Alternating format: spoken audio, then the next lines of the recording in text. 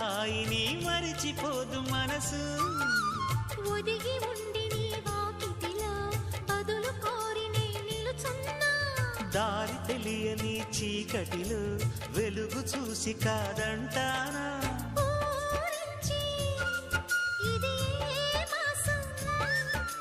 ప్రేమించే ప్రతి గుండెను అందెల సందడి చేసే హేమంతం ఇది.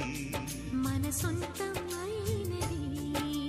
కిలకిల నవ్వే కోయిల కోసం వచ్చింది మధుమాసం.